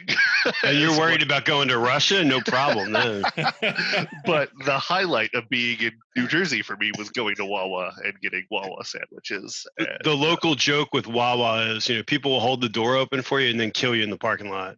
That should actually be in the motorcycle certification. You have to get through a Wawa parking lot at lunch. It's insane. I want my flatbread. But that's something then, and again, I think I think it's the beauty of the smaller YouTubers is we have the space in order to show more of the surrounding countryside, because I think it's something I think a lot of people are a victim of their own success. For the instance, like Jason Two Wheels, he often tries to do different types of videos and they just bomb because no one wants to watch them. They want wrecked bike rebuild, they want the first ride stuff. Whereas, so he doesn't have the space to go explore his local community. It's something that I think Do It With Dan has done quite well as a big YouTuber. He wanted to change his content and he just did it, which I really do appreciate. Do I watch his newer stuff as much? No, I still do check it out, but I don't, it's not bikes, so I don't watch it like I used to. And to a large degree, I think it's starting to happen to Shade Tree a bit. People are getting antsy at him over having a Harley on the channel. This and that and the other, and they want to see more build videos. So I think it's nice for where we are that we can just, I constantly change my content. You know what I mean? And I've never had anyone say a word to me. I think that's really the disappointment of YouTube. Like you say, the algorithm. I put my Legend suspension video up. It's the hardest hit video I have. It's almost at like 2,000 views. And even Legends has commented on it. It's great. Mm-hmm. I mean, it's great traction, but I feel like everything in the motorcycle community right now is like, let me install these LED lights. Okay. And then it blows up, but no one wants to take it more from we talk about the long way around. To me, that's kind of what I want to start doing and why I've been looking at buying new cameras and doing different things, because I feel like if you look at like Adam Sandoval's channel, back when he was doing the Harley stuff, it had the intro, it had the ride, but it was more about the experience and the destination so much as the riding or the equipment. I think that's a great idea. But Yeah, I guess you have to decide too: are you doing it for the algorithm, or are you doing it for the art? You know what I mean? Because 100%. things that I find that are really cool, nobody may find interesting, but I'd like to be able to look back at them and say, "Hey, look, this is pretty cool." You know? Well, I don't think it's the fact that people wouldn't find it interesting. I think it's the fact that people find it hard to find it. That's my opinion. That's kind of why, you know, it's at the Grom is to do, you know, do the break. It might feel like you're kind of half selling out in what you think, but it'll bring it's the hook. You know what I mean? It's the hook, and then it's the raft of everything else that you have and that you want to do behind you. And I mean, it's the same. I mean, for me, right, I'd be really interested to see, you know, that comparison. Is that this is what you might have seen of Jersey, but this is actually what else is there, because I don't know that. You know what I mean? Yeah. And it was the same with Pennsylvania. I went through Pennsylvania, and I thought Philadelphia was the capital of Pennsylvania, and then we stayed in a B&B in Harrisburg, and I was like, oh, this is very different. This is country. You know what I mean?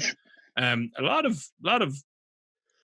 I'll be honest. Near, you know, that I don't know if you've been to Harrisburg, but there's a huge mall in the center of Harrisburg. It is colossal, and there are some of, like, there was houses just right across from it that were literally falling apart, and they were like, to my mind, they looked like they were it was a poor area in front of this marble fronted mall, and I was like, what is going on here? But that was that was an eye opener, and I didn't even know Harrisburg was a place. It's just that, you know, we looked up B&Bs on our route up to New York and Boston, and that was the place that was on the way, so we stopped there. But yeah, I'd like to see that comparison, and I'd like to see, you know, a local. I always like to see a local's thoughts on their area, and a local's thoughts, and, oh, hey, this is what you might think, but this is what it actually is from a local's perspective. I think that's always interesting, from my point of view. I mean, there's so much. I mean, even just living in New Jersey for the last 2 years, there's so much. I mean, I'm a huge Springsteen fan. Never been to Asbury Park, which is pretty much his whole iconic thing. And you go to Asbury Park and you walk around, and you're like, this is just like walking through a Springsteen song. Like, it really is. You know, it mentions all the stuff from Born to Run and Madame Marie's and all this great stuff. And I really think that would be interesting, because the bike really is the vehicle for that experience, right? Can you really make a great video about how you had this random talk with this waitress and found this really cool place? I don't know that you can, but I think that there's some merit to that, because the local 100%. people always know the best stuff. You know? Oh, absolutely, and but even at that, I think my opinion of motovlogging is absolutely that. I mean, how I like to do things is, you know, I'm going to this place, and I'm going to get there on the bike. You know, you get to see some bike stuff and some nice roads, and then you get there, and you're obviously, like, by nature of how you look at something, you have to be off the bike. Motovlogging isn't entirely on a motorbike. It's moto and vlogging. It's not one discrete thing. You know what I mean? And I think, you know, both of you have done that in the past, you know, and getting off the bike and stuff. Well, not I know you both have done it, but that would bring me on back to the whole motovlogging subject. Bikes that you'd like in your future. Now, I know you probably knew this one was coming, because I kind of ask everyone, but it doesn't have to be a dream bike. First off, what I'd like to hear from the two of you is, what's a realistic bike you'll have in the future? And then we'll get on to dream bike. So what's the bike that you want a year or 2 or 3 or 4 from now that is realistic and attainable? And why do you want it? Well, this is a bit of a departure from my style. But recently I've been looking at dual sport bikes, particularly KLR 650s, and then the CB500X, I want to say, the Honda adventure bike. Was looking at the V-Stroms, but they're a bit higher up in the price range than the Hondas are right now. So, really? Yeah, oddly enough, especially the used ones, and I'd probably end up buying used. But yeah, I want something that I can take on and off road, for a couple of reasons. There's a lot of really cool, like, forest and empty desert dirt roads out here that I'd like to explore on a bike, and I think that'd be really fun. And then I guess the more selfish reason is I own 12.5 acres of land out here that is inaccessible via car currently. So having an adventure bike that I could ride out there and start getting my fence up and figuring out, you know, what that's going to look like to build a house and a shop out there would be really nice. That would be cool. That would be cool, yeah. And you could always build some jumps for yourself as well. Just saying. There's a few out there already. There's some Nice. pretty crazy hills with, like, you can tell that people have taken ATVs out there recently, and you'll see the ATV tracks just completely stop for like the first 6 feet on the other side of a berm. You're like, oh yeah, I know exactly what's happening there. I think that'll be. To be honest, if I own that type of land, I would have just a dirt bike. You know, it's like, oh, I'm just going to inspect the fence, go for a rip around the whole property on a dirt bike. That'd be cool. But yeah, no, that makes sense. That's a good choice. It's a good choice of bike. To be honest, personally, I think I would pay the extra for a DL650, because those things are like, you know, if someone drops a nuke on your property, what'll be left is cockroaches in the DL650. You know, those things are like bulletproof. The KLR is bomb proof, but that's a bloody tough bike. Yeah. And it has fuel injection, so it's that little bit more reliable than the KLR, even though the KLR is pretty reliable. It's faster, it's more comfortable than the KLR. The KLR is simpler, but yeah, for me, I think if I could give one piece of advice from experience, I'd go for the DL650. I have ridden that Honda as well, but yeah, the DL650 is a fantastic machine. So what about you, Senor Bry? A realistic bike that you'd like in the next couple of years? If I stay in the riding style I have, I'd want a road glide. That's the bike that I fell in love with. That's the bike I first test rode. That's the bike that literally changed my perception on what I wanted. I had the intruder at the time. We took out, I don't know how it is there, and I don't know how it is in New Mexico. All the dealers are different, but most of the Harley riders here, it's an escorted ride. You get to ride a whole whopping 2 miles and tell them you like the bike.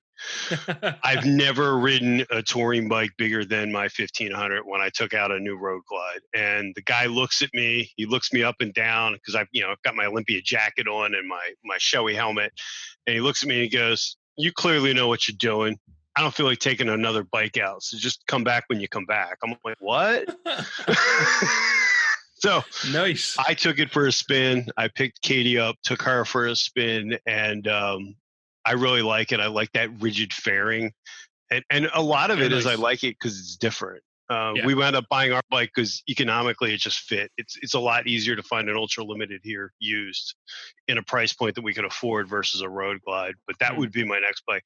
But I'm not gonna lie, this bike has really killed my passion for upgrading, because I feel like this bike finally fits me. It's got the 12-inch bars on it. It's got the seat the way I want it. This bike's going to be a struggle to get rid of. I'm going to have to kill this bike before I get rid of it. Well, I mean, there's or no just need get another to get rid one. of it, though. I mean, yeah. I don't know. I think that this bike has such personality for me. At least it's become. It's not even that it's the dream bike, because it wasn't. The Road Glide was. But I feel like with building it and having it fit me the way it does, and so forth, it's not. I feel like I've reached that point where I don't know that I want the next bike. I mean, I do, but it's not as so much as the Intruder was a leap to go into a Goldwing or something else. Where with this bike, I feel like I'm pretty much where I want to be. That's fair. But the Road Glide would definitely. I mean, I just think that that's such a sweet bike. Blacked out though. I don't want chrome ever again. You can always get a second bike. You don't need just one. Or third or a fourth. Yeah, I had that. I had that when I had the Versus and the Intruder, and it was fun. But I'll be honest, I found like I either just wanted to ride one or the other. I'm not that. I don't know. It's really weird. Now with this bike, a little 250 dual sport would be fun. That's what I was going to say. You because could it's get the opposite nice WR250. You got or your big bike. TW200 would be great because in the Pine Barrens, they're cool. That would be fun. Just don't get to the point where you have to build a shed specifically to house your motorcycles. Would you know anyone who's had to do that, Alex? Nope, absolutely not. That's the other issue. Sorting one out. You start getting these big bikes, you got to find somewhere to put them. Yeah, I know that pain. Yeah. The other thing then, right? So obviously your realistic bikes, you have a good pick, Alex, to be honest. And I think Bri, to my mind, it sounds like you don't really want another one. To be honest, hang on to it. The only thing I would say is if you really like the Road Glide, do me a favor and just test ride the Challenger. Because if it's anything like the other Indian engines, I think you'd enjoy it a lot. Just test ride one. I don't know. Even if you wouldn't buy it, because I feel like I'm going to to sit on that and I'm going to be like, if only this were a Victory Vision. Just play for me. Okay. Test ride one. I will get somebody to let me strap some cameras on one. I'll take one out. Sweet. The other thing then is your dream bike. So if you could have, and I'm sorry, Alex, you are going to have to limit this to 3. I know it's going to be tough for you. Oh, but if you could have a dream garage of 3 bikes, what would that be? In addition to the bikes I have right now, or do I have to get rid of some? Well, just imagine that you woke up tomorrow and you didn't have any of them, but you had an unlimited budget for 3. He's going to cry for a bit. Give him a second. He's gonna cry for a bit, yeah. You go first, Brian, while I contemplate this cruel world that I would live in. I think you've crossed the line with him personally, but money's no object. And it doesn't have to be 3. You can have just 1. I think purpose-driven bike. I would want a Road Glide blacked out. That would be my touring bike. Road Glide blacked out for sure. With a 131, pimp it out. I definitely would want a BMW 1250 GS because it's the long way around bike. I think it would be a great all-weather bike. You're reading it like Teapot 1. Yeah, and then I think I'd want something really small, like maybe that TW 200. Like just something so it's like you just have a little bike for putting around. Yeah, a bike because I think an all-weather touring bike and a proper touring bike. Although you could argue they're both the same, but I would love to have an all-weather touring bike and then the bike I have, or at least in that class. That mug. That mug is the size of your damn head. It is. It is the size of my head. That is a good answer, Brian. I won't lie. That's a really good answer. The Road Glide, the GS, and the TW. I think you'd have pretty much all bases covered at that. I would almost argue another scooter would be fun, like the 250 that we have. So that great bike when you want to run to the store. Well, you see, the thing is, I said 3 bikes, and by that I meant motor bikes. I'm not sure. I think you can have as many scooters as you like. You can? Can I get a Can-Am, though? If you want one, you can have a Can-Am. Why do you hate yourself? I almost got run off the road by one of those earlier last month. He was my work here is done. What was going on? To be honest, right? I would totally ride a Can-Am Spider. I'd try one. I think they're cool. I've seen, you see the guys do the like sideways burnouts on them, like the full drift burnout. That's badass. The sport one that they make, the real stripped down one's kind of neat looking. That's the I forget Riker, what it's called, isn't it? Yeah. There's a guy I watched, the Border Riker. He's based in Scotland. Has one. Yeah, they're cool. To be honest, would I ever get one if I could still ride a bike? No. But if for whatever reason I ever couldn't ride a bike, I'd 100% have one. If I needed that stability. But yeah, honestly, those pictures I saw guys doing like full burnouts while drifting on the Spider, I'm like, yeah, okay, that's pretty cool. That's pretty bad. Just, I mean, it's better than a car, isn't it? Although you have cool cars over there, so maybe not. You have your Camaros and whatnot. Yeah. No, it's not cooler than them. So you're not getting away from this, Alex. That's fine. Your 3 bikes. Arch KRGT1. Great choice. Because they're absolutely gorgeous motorcycles and they're performance machines. Like that would probably be my I'm going to go out and ride for funsies bike 100%. And then like I grew up in a household of vintage import bikes.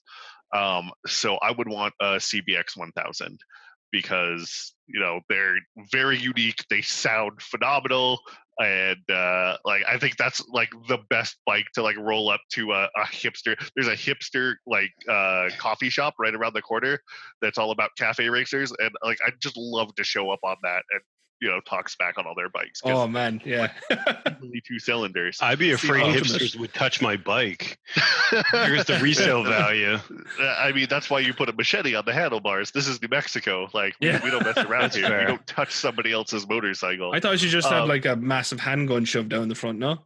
I mean, baby. I did put that fork bag on the Beast. It doesn't have a lot in it.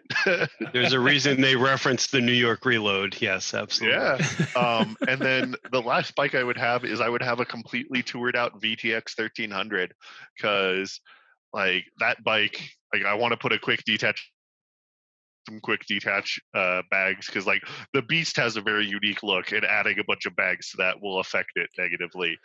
But it's so comfortable and so smooth. Like I just want to take it cross country, and I think with the windshield and some more bags on it, it would be absolutely perfect for that. And you wouldn't go for the bigger engine size in the VTX for the touring model? The 1300 is plenty. Yeah, yeah, that's true. It's a big engine. Well, and but you need stage 1, stage 2, and stage 3. That's what my dealer told me. I need it. You can rejet them and get a boatload more horsepower out of them than comes factory from Honda, but it's just $30 worth of jets and some carb work. But I've not felt the need to do that whatsoever. I thought once I got that bike, I'm like, I'm gonna have to rejet this, and I got it. I'm like, nope, I'm definitely not gonna have to rejet this. Yeah, and in a lot of cases, a lot of those rejetting things. The thing about Honda, and the thing about every manufacturer ever, is they know what they're doing. They put R&D in, so as soon as you rejet it, you instantly make it worse. Even if you make it faster, you make it worse because you're not going to do the same job they did. So yeah, so I think that's it really. By the way, the arch is I've seen a few up close at a bike show I went to last year, and they are phenomenal. They're stunning. Their sport style bikes don't do it for me, because that's not my jam. But I got to see a KRGT1 in person here one night, and it just blew me away, because it's weird seeing like first off an arch bike with forward controls, because like their original design is super high speed track bikes, and they're like, no, we're gonna make a cruiser, and it's just the way it looks and the way it sounds and performs are just out of this world. But I don't have. And like, I think they're $80,000. Everything is milled. Like, they're incredible. They're incredible. So before we finish up, do you have any questions pour moi? Yeah, when are you going to get on a Grom? Like, I want to see it. Yeah, that's what that's YouTube gold right there. I will do my best to get on the Grom, because I already have the title in my head, a gorilla and a Grom. That's easy peasy. I'll do my best. A side channel. Gorilla on a Grom. It'll probably, do you know what? It'll probably do better than my main channel, and that'll just depress me. So I'm not risking that. I want you to go do the Gap of Dunlow on a Grom. If I can, I will. I'll try to organize that. I would 100%. I'd do the Gap of Dunlow on the Grom. Fuck that go. What you need to do though is you need to pick a week where the weather's all the same, and then you can make it look like you did this massive tour, but you do it over days. Yeah, make it all look like it's in one day. The thing is, like the speed on the Grom, like a lot of roads around, like the back roads I ride in Ireland, a lot of them you can't really go that much faster, except in bursts. Obviously, when you get your straights and stuff, you can tear off a bit. But realistically, the Grom wouldn't be that much slower, But could we get you on a Honda Ruckus? I would totally ride a Ruckus. I'd buy a Ruckus. They're class. You gotta stretch it out, man. Oh yeah, stretched Ruckus, 100%. It'd fall apart on our roads, but they're very popular around here. But they terrify me because they're so low to the ground, and I'll be out in my truck, and like I'll know there's a Ruckus next to me, but I can't see them. And I'm like, oh, they're like 1.5 feet off the ground. That's how you get murdered out here. Yeah, that's fair. Well, that's not murdered. That's just kind of accidentally squashed. So that's it. No more questions? Oh, I can't think of any. That's fine by me. I'm happy with that. You're like, I don't know. So before we go, any shout outs you'd like to give? It can be anyone, charities, people, motovloggers, channels in general. I think Pongster needs more subscribers. Yeah, he's out of Scotland and produces some really, really cool videos. Not just motovlogging stuff, but he does a ton of like moto camping. So he has a lot of like gear and like field repair advice for motorcycle camping, which is super useful because I would just panic and duct tape everything, and it doesn't work. I've learned that the hard way. Patty Outback, who you've had on already. Yeah, I've actually funny. been watching a lot of his stuff recently to get my ADV fix without buying an ADV bike. I just buy one. Buy one. I don't have the money right now. Don't I just built a motorcycle shed. True. Yeah, I must get Paddy on a podcast properly. He's been on two live streams with me, but he the day he was supposed to be on the podcast was with Hatsui and Webb, and he was actually sick, so unfortunately didn't make it on. But yeah, I must get him on a podcast. Right? Oh yeah, Webb's definitely another one too. Webb, where like his content is so entertaining. It's so good. Yeah, it's so good. He hates when we say that. I know. He made a video about hating when you and I say that exact thing. And it's like, well, I'm sorry, but it's the truth. I can't stop Webb. Like I think, and no disrespect to anyone out there, including you, Shatri, I think Webb is possibly one of my favorite YouTubers right now. Genuinely. Like I watch, as soon as his videos pop up, I'm like, yeah, straight away. They're just so well done. You know what I mean? Just, if nothing else, go watch his Roundabout Reviews playlist and you'll be thoroughly entertained. Yeah, even that one where he did the I can't even remember what the video was. You know, he did all the cards onto the table and stuff. What was it called? I'll put a link in the description. That video was incredibly well put together. But yeah, so yeah, he deserves a shout out, 100%. Anyone else? I owe him making a zinger pie because apparently I got to get around to doing that. Yeah, I would try it, but I know I just burned the house down, so I probably won't. I think that's it for me for shout outs. Bri? I don't know. It's weird. I find myself watching more non-motorcycle content than I do motorcycle content. I am offended. You should be. Oh yeah, can we shout out non-motorcycle YouTubers? Because then I have a different list. No, go ahead. AVE. If you're engineering content in any way, shape, or form, Uncle Bumblefuck is the best.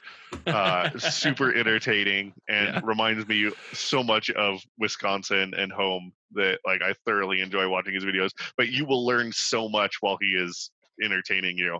Yeah. And then more machining stuff, because that's actually what I do outside of riding motorcycles, is have a machine shop. This Old Tony and A-Bomb79. Both of them produce quality content, and A-Bomb is one. If this would be a good question for you for future videos, is if you could put one YouTuber who doesn't ride motorcycles on a motorcycle, who would it be? And A-Bomb would 100% be mine, because he is a massive human. Like, he is a literal redwood tree trunk of a human being. And I think that, like, you know, he'd be super entertaining to watch on a motorcycle, particularly on a Grom. That's a good question. I like that for future. You can have that. It's yours. Thank you. I've stolen it already. I wrote it down as you said it. Bri? You know, like I said, I don't know. I watch, your channel, obviously. But with the motorcycle stuff, it's just weird. I watch it, but I find myself lately, at least, watching a lot of. You know who I really like? They're out of Lancaster. Is SRK Cycles. I find them amusing.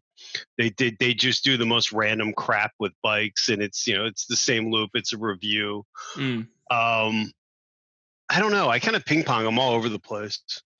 Lately, I've been watching a lot of camera cinematic stuff, trying to figure out a new direction. Especially from a camera perspective and playing around. Mm-hmm. So from that standpoint, I love Potato Jet. If you've ever checked out his channel, you showed me him. I've been watching so many of his videos. It's brilliant. His stuff is so great because it's just so off the wall. And I think that's what really makes it fun, is it's interesting and it's presented in a format that even if you're not into that stuff, you can still be entertained. I don't know. I'm kind of all over the place. I mean, all the big people you named I've watched, or I do watch, but I don't. I tend to find that it's very hard to find people in the touring community that I'm interested in watching, because there's not many out. Like Bodine 52's out there, people like that, but there's generally not a lot of people that ride big touring bikes. Traveling Tall is good. I like him. I want you to check out Teapot One. He rides a GS. Yeah, I just subscribed to him. There you go. Honestly, you're gonna like his videos. I know you're gonna like his videos, 100%. But yeah, that's good list as well. Good list as well. I need to watch more of them, to be honest. I don't watch all of them. I've been writing, as you've been saying. Anyone else, Bri? Lately, I'm very amused with the Dad and Mad interview series. I think it's hysterical. I think Mad is just brilliant, and I think it's a really interesting way to bring people into the biking conversation that aren't necessarily hardcore bikers. Like, you can watch it just for the idea that it's this little kid that likes to ride and is asking adults what they like to ride. Yeah, I think it's interesting. It's a different format, because I think, like you said, and we talked about earlier, a lot of these formats are just getting beat to death. Oh yeah, 100%. It really needs to change up at some point. You can only watch so much. And not even that. I think with Dad and Mad, I can't see anyone really emulating them at any time soon. What they have is just really, really individual, and it's their own thing. They've made it their own thing because they made it. You know what I mean? It's I think that's brilliant. And they're both, obviously I haven't spoken to Mad, but speaking to Dad, he's a lovely, lovely fella. He's been on one of the live streams as well. He is. When you were on it with me as well. That was, yeah, he's just a really, really nice guy, and very, very interesting to talk to. So I think and we've talked about this, it's interesting to find people that aren't so much pushing something. Yeah. They're not pushing the latest, greatest thing of, it's this. So I tried it out for 30 minutes and it's great. Yeah. So buy it. Yeah. And you see this trend, and I'm seeing it more and more, no matter what realm of YouTube it is. Let's come out with something obscure. I just bought I bought this Logitech wireless solar keyboard. And then the next thing you know, in that genre, all the YouTubers are reviewing it. You get the idea. It's staged. Yeah. It's very manufactured. It's very sponsored. And I think who's actually very good about content that's diverse. I can't believe I forgot them earlier, is Gusto and Lane. Oh yeah. Yes. No one of their videos is exactly the same. And I thoroughly enjoy their content. They're like upstanding folk too. Yeah, and that's really what I think it should be about. And YouTube has unsubscribed me from them 3 times, so yeah, I have no idea why. They're really, really good. They're really good. And it's funny, Brian, that you mentioned the review thing, because obviously, I've done a number of reviews on stuff I've owned, like my helmets and the phone case more recently and stuff. And people are asking me to review. They were like, "Oh, get more stuff for reviews. Your reviews are good." But it's like, yeah, but I owned the helmet I had for a year and a half before I reviewed it. The other one I've had for I think 4 years before I reviewed it. The phone case I'd had for, the newest one I'd had for 6 months, and the one before that I'd had it for nearly 2 years. Or no, it was 2 years. So I only want to review things that I'm like, this thing is good. You know what I mean? Yeah. That's when I will review it and say, yeah, this is good. I think I would do a video that's kind of like a first impression. A first impression's fine, but it's not a review. You can't review something unless you've tested it. And I mean, those waterproof phone cases, I've tested them. You like, as to Alex's point, you've seen what I write in. If there's anyone who can test something for waterproof and toughness here, I can do it. So, if you want to test your product for waterproofness, give it to me. I'll use it over winter and it'll be done. But yeah, no, I 100% understand what you mean by that. It's kind of like, oh, I have this 20 minutes and now I know everything about it. You don't. You don't. You haven't even gotten the new car smell off it yet. And you see that with all technology reviews, because technology churns so fast. Exactly. It's this, then it's that, then it's this, then it's that. So I just think that the genuine creators there's a lot of value to it, and they may not be people that a lot of people follow, but I don't think that's important. $1 Million Bogan's a classic example of that. He puts his stuff in the comedy channel. It's not about bikes. I mean, it is at some level, but he's just having fun. Yeah, and that's where I really think it's great. From my point of view, who would I like to shout out? I think Papa Jefe. I don't know. Did you see Papa Jefe? He had a bad accident recently, so he's a big recovery ahead of him. So shout out to Papa Jefe. I hope you're doing well, and I hope you recover and keep recovering and get back on a bike at some point. Who else? Dad Mad as well. I was going to give them a shout, and also a podcast you would have all likely seen, but Teapot One. Teapot One was great to work with, to do a podcast with. I don't know how else to phrase it, but you know, he came on and it was like having a chat with an old buddy, same as this, and you know, there was no I'm a big YouTuber about him at all. So big shout out to him. He makes some great stuff. Go have a look. That was really good. But then to finish off to the 2E, it's been another 2 hours. So thank you very much for giving up 2 hours of your time. I really appreciate it. Thanks for coming on the podcast. I hope you enjoyed it. Absolutely. Very much. Good Do it stuff. again. Good stuff. Absolutely. Well, look, with these podcasts are going to have to happen again anyway. Obviously, I'm doing more during lockdown now, but we have winters here, so you know. I'm sure I'll have you back on. So you want to do a podcast where I just take my laptop around outside and show you the gorgeous weather while it's snowing there? You should, and you should do it daily. A daily one. Every day, send him a picture of the temperature outside. You did anyway. I was like, oh, it's raining here again. You'd be like, look, this is outside.